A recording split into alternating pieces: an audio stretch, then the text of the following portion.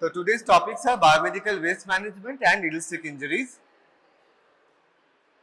ওকে বল একটু গেম খেলাটা বন্ধ করে তোকে সামনে চলে আসতে বল, সামনে চলে আয়। 40 minutes পরে গেম খেলিস।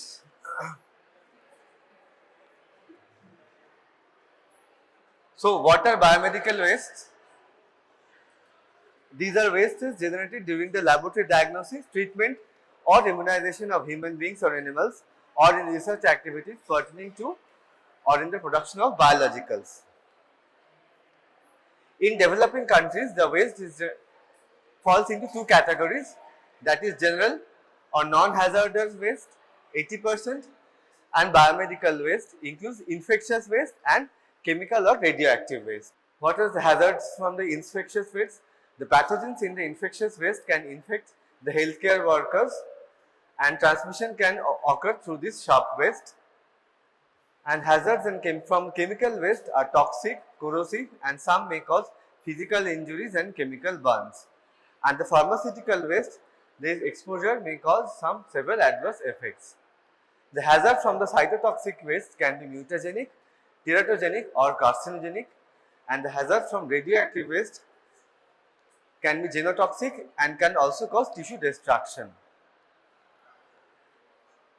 According to the Ministry of Environment and Forest, gross generation of biomedical waste in India is about 484 TPD. Karnataka tops the list, followed by Maharashtra. So waste management, how do we do it? Reduce, recycle and recover. The Ministry of Environmental formulated the Biomedical Waste Management rules in 1998, which had classified the waste into 10 categories, segregating into 5 color-coded containers. And the new biomedical waste guideline was amended in 2018 and 19. What are the steps? Waste are segregated at the point of generation into color-coded containers. ঠিক আছে, যখনই কোনো biomedical waste generated হবে, so whenever the infectious waste is generated at the hospital, they are divided into color-coded containers. Okay. And pre-treatment of laboratory liquid waste is done. Then this waste is transported from the generation site to the central storage area of the hospital. And treatment or disposal is done within 48 hours of generation. And according to this biomedical waste, segregation should be done by using containers of 4 different colors. Each is designated for segregation of a particular waste category. Now just listen to this, please look at this very carefully. Please listen to this very carefully. This comes into your examination every alternate year. If this doesn't come into your MB, it will come into your theory semester. Yellow, infectious non-plastic waste. This is used for chemical solid waste. Yellow color coded containers. Treatment is done by incineration or plasma pyrolysis. So what types of waste are kept here? Chemical liquid waste such as discarded disinfectants, infected body fluids and secretions, liquids from the housekeeping related activities. তাহলে yellow bag এ কি থাকছে? Chemical liquid waste, discarded disinfectants, infected body fluids and secretions, liquids from the housekeeping related activities. Okay. Discarded linen waste contaminated with the blood, body fluids, mask, cap, gown and shoe cover, microbiology and other clinical laboratory wastes, blood bags, live and attenuated vaccines. These are kept into a non-chlorinated yellow plastic bags and then they are autoclaved into safe plastic bag container. Their pre-treatment with sterilized with non-chlorinated chemicals on site as per NACO or WHO guidelines and then incineration. Red bag e ki thakche? Infectious plastic waste, disposable items such as tubing, bottles, IV tubes and sets, catheters, urine bags, syringes without the needles, fixed needle syringes and vacutainers, gloves, plastic apron and goggles. They are kept in a red colored non-chlorinated plastic bags or container. How they are treated? Autoclaving or microwaving plus shredding and mutilation plus sterilization and shredding. This then treated waste is sent to the authorized recyclers for energy recovery. White sharps bags, these are used for waste sharps including metal sharps, needles, syringes, fixed needles, needles from the needle tip cutter or burners. They are kept in a puncture proof, leak proof, tamper proof container. This is a puncture proof, leak proof container. Treatment is done by autoclaving or dry heat sterilization followed by shredding or mutilation or encapsulation in metal container or cement concrete. Then they are kept in a sanitary landfill or designated concrete waste shark pit. বায়োহ্যাজার্ডের ব্যাগে যে কোনো ব্যাগে এরকম একটা symbol থাকে, বায়োহ্যাজার্ডের symbol থাকে। আর সাইটোটক্সিকের এরকম cytotoxic হ্যাজার্ডে এরকম একটা ব্ল্যাক ট্রায়াঙ্গেলের মধ্যে সি দিয়ে লেখা থাকে সিম্বলটা। As per mandate of the biomedical waste rules, the final disposal and recycling must be performed at a common biomedical waste treatment facility. Only when there is no common biomedical waste treatment facility within the 75 kilometers, then the hospital can create its own disposal facility. Incineration. What is incineration? This is high temperature 800 degrees Celsius to 1200 degrees Celsius dry oxidation process that reduces organic and combustible waste into non-organic incombustible matter, resulting in a very significant reduction of waste volume and weight. These are done for the waste that cannot be reused, recycled or disposed of in a landfill site. The incineration কি? High temperature burn করা হচ্ছে that reduces the organic and combustible waste into a non-organic incombustible matter. These are done for the wastes that cannot be reused, recycled or disposed of in a landfill site. Example কি? যেমন হচ্ছে human বা anatomical waste, microbiological waste, solid, non-plastic infectious waste. Halogenated plastic should never be incinerated as it generates furans which are carcinogenic. Plastic গুলো কিন্তু কখনো এখানে incineration করা হবে না because they will develop furans which are carcinogenic.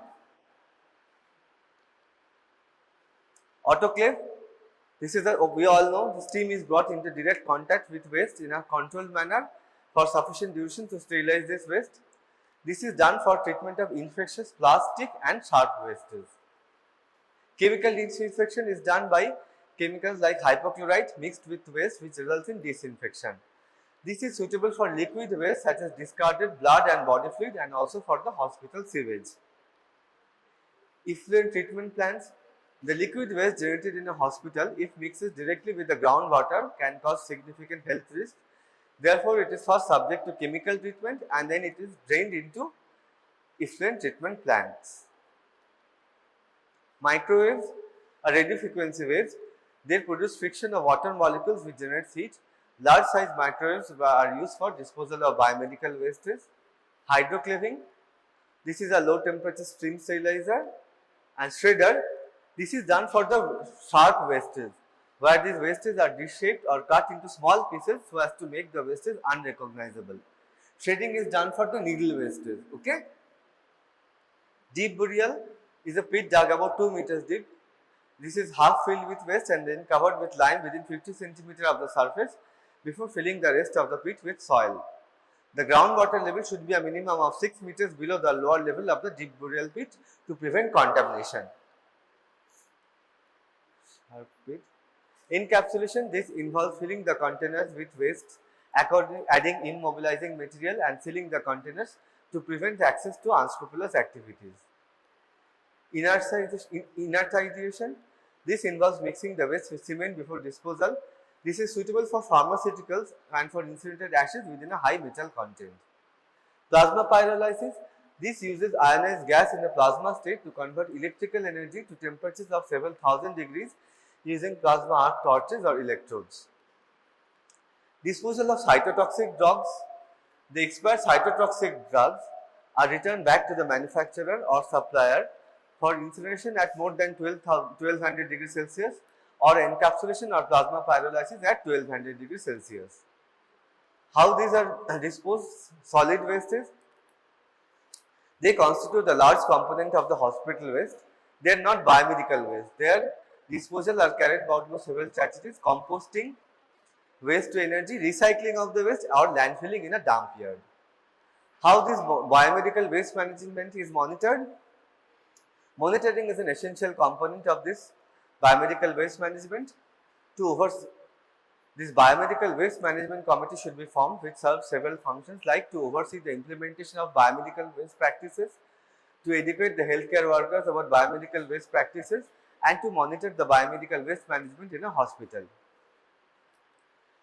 Segregation is done by audit by direct observation, audit by CCTV camera, on-site inspection at a common storage area, conducting surveys and barcoding based tracking of the biomedical waste. তাহলে human anatomical West কোথায় ফেলবো? কোন ব্যাগে?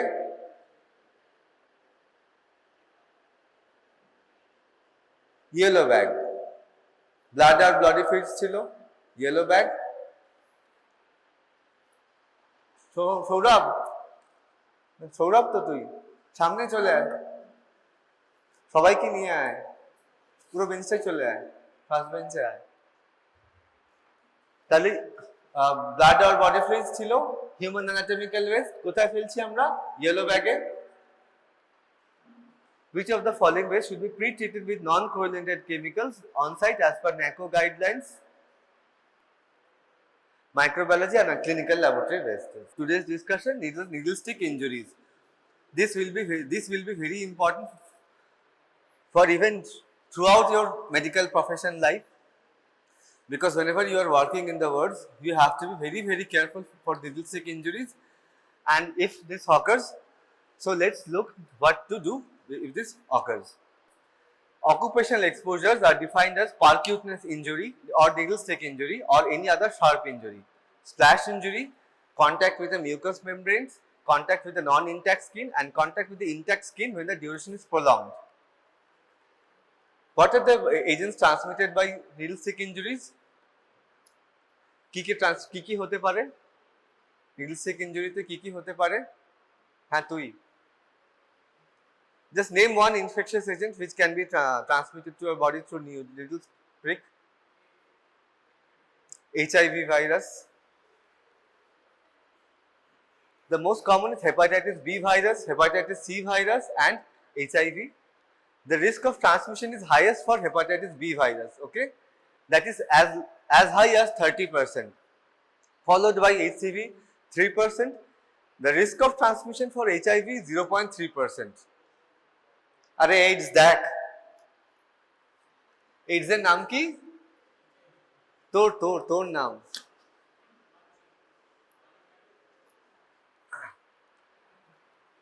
the potentially infectious body. What are the potentially infectious body fluids? Blood, genital secretions, and all types of blood body fluids like CSF, synovial fluid, pleural fluid, peritoneal fluid, pericardial fluid, and amniotic fluid. So not only blood, সামনে তাকা, ওকে ডাক, ও হারিয়ে গেছে, ফোনটা রাখ, তুই ওর ফোনটা নিয়ে নে। So what are the potentially infectious body fluids? Not only blood, all the genital secretions and all types of body fluids like CSF, synovial fluid, pleural fluid, peritoneal, pericardial, and amniotic fluid. And these following are not considered potentially infectious unless visibly contaminated with blood like feces, nasal secretion, saliva, sputum, sweat, urine, and vomiters. What are the factors that influence the risk of contraction of infections following needlestick injury? The type of the needle, a device visibly contaminated with blood, depth and of injury, volume of the blood involved in exposure, viral load present in the blood at the time of exposure, and timely performing of the first aid and starting of the appropriate post-exposure prophylaxis. So, what are the methods for prevention of these needlestick injuries? The standard precautions must be followed. The work surfaces must be disinfected with 0.5% sodium hypochlorite. And all these healthcare workers must be immunized against hepatitis B virus. How many of you have been vaccinated against hepatitis B virus? Before your ward duty starts, all of you must undergo immunization with hepatitis B virus. ও phone থেকে উঠেছে?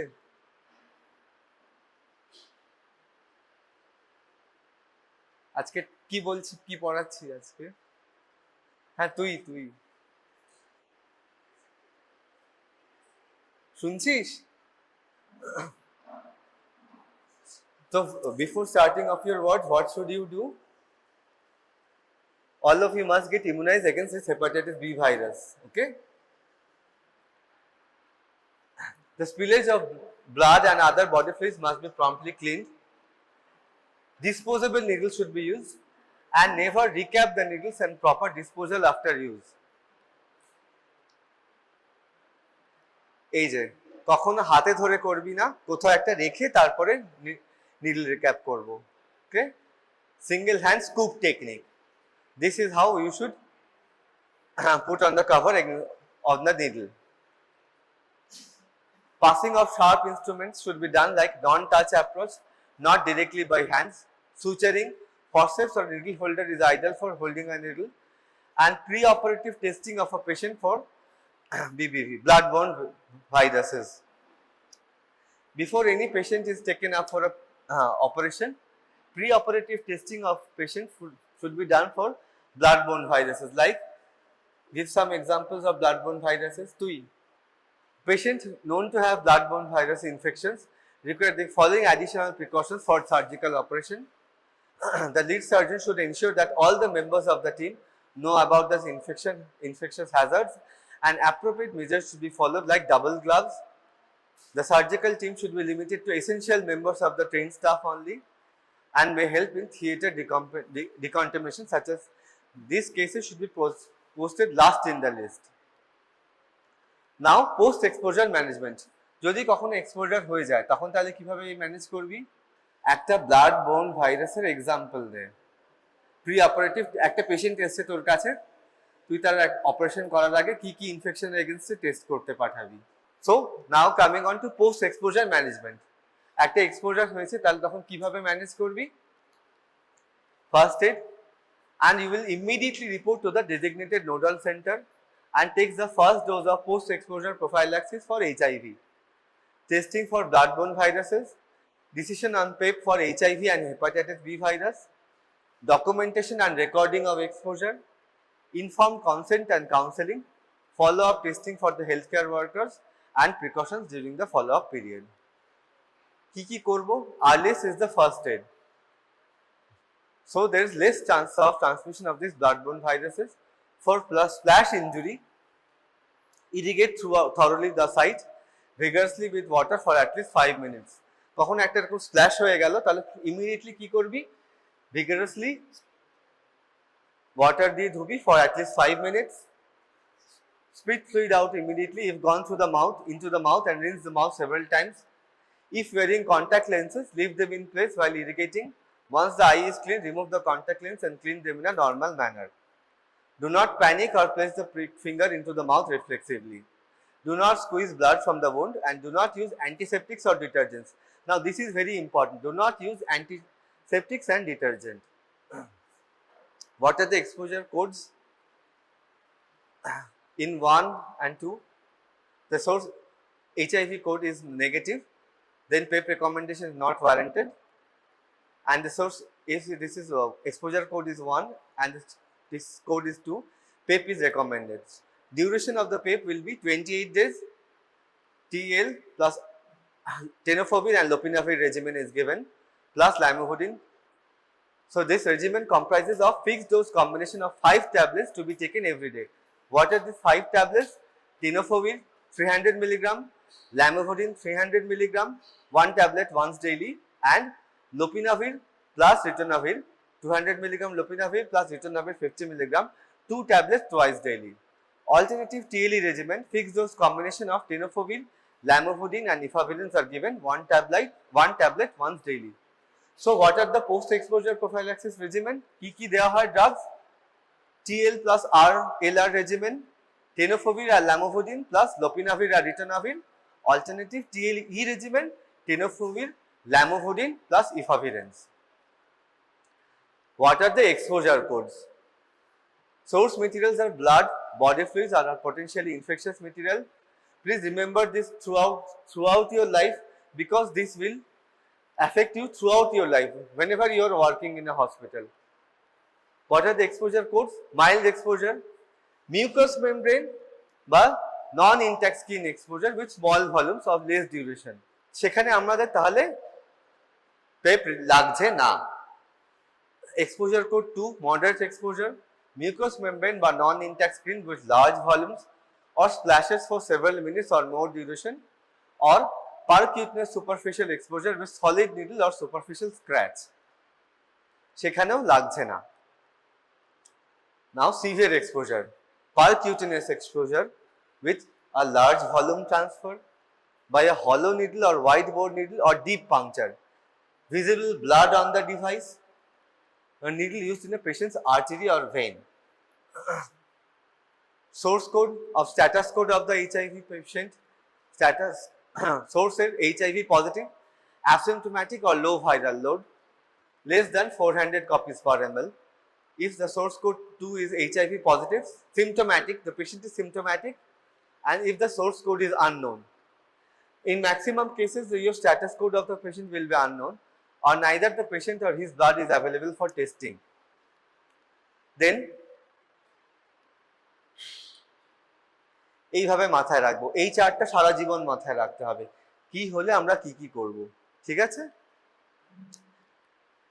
শুধু negative থাকলে তবেই শুধুমাত্র আমরা, আর small volume mucous membrane, small volume intact স্ক্রিনে লাগলেই তবেই শুধুমাত্র আমরা PEP রেকমেন্ড করছি না, তারপর থেকে কিন্তু আমরা সবসময়তে PEP রেকমেন্ড করছি ফর 28 days উইথ ড্রাগসগুলো কি কি,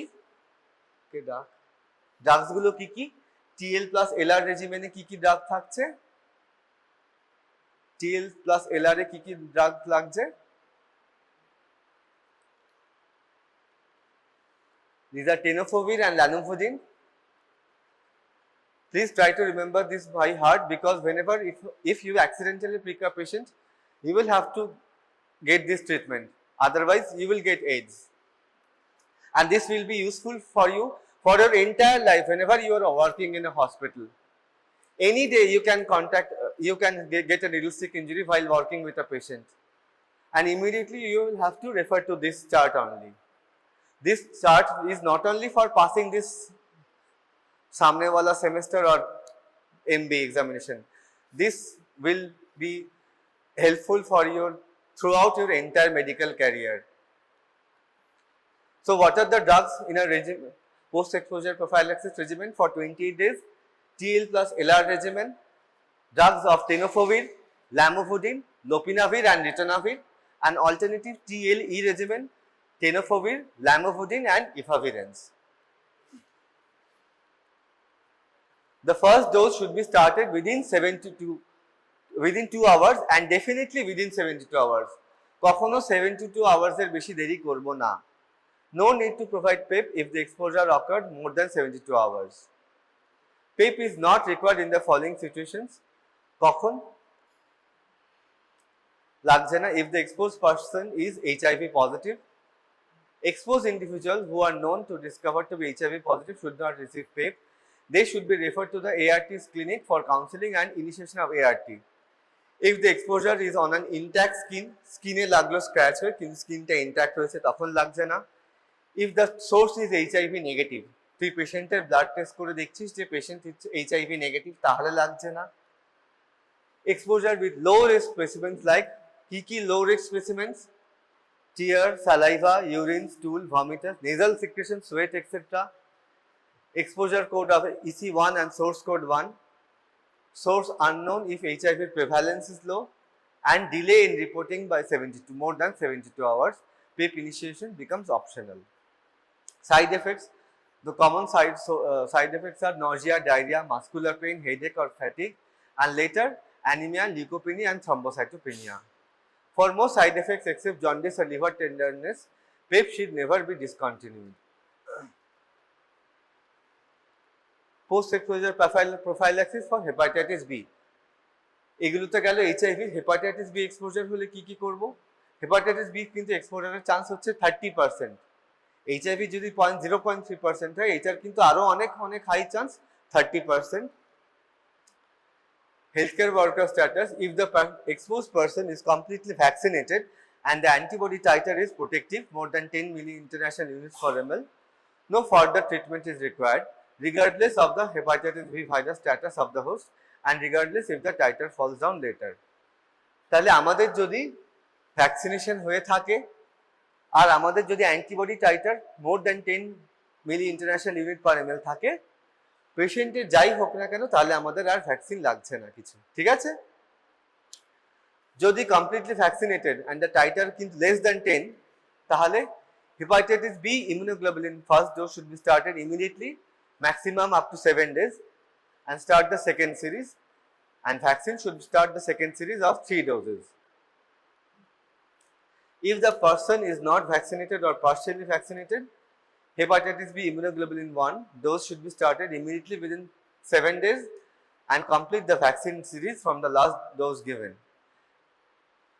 Non-responders, hepatitis B immunoglobulin 2 doses at 1 month apart, 0.6 milliliter per kg, and vaccine is nothing is required. The healthcare worker is said to be protected when the titer rises after 3 or more doses of vaccination. They are not protected, must be checked for the HbA1c status at baseline and follow-up testing 6 months later regardless of their vaccination status. Anti-HBs antibody titer should be checked only after 2 months of the last dose of the vaccine and 6 months after the hepatitis B immunoglobulin administration, otherwise it will give erratic results. This hepatitis B immunoglobulin vaccine gives a temporary protection for 3 to 6 months. These hepatitis B immunoglobulin and vaccine can be administered simultaneously but at different sites. একটা জনকে ধর দুটো জিনিসই নিতে হচ্ছে, hepatitis B immunoglobulin plus hepatitis B vaccine. This can be administered simultaneously but at different sites. The previous report of anti-HBs titer is acceptable only if it is documented. Verbal report should not be considered. In a previously protected person, the memory B cells will start producing antibodies soon after antigenic challenge. Hence, revaccination by booster doses is not recommended even if the titer falls down later. সবথেকে তাহলে decreasing order of risk of transmission কোনটা হওয়ার কথা? এইটা B C, B more than C, C more than HIV. All are potentially highly infectious specimen for occupational injury, SORAB, except saliva. Blood, semen, CSF, all are infectious except saliva. Okay.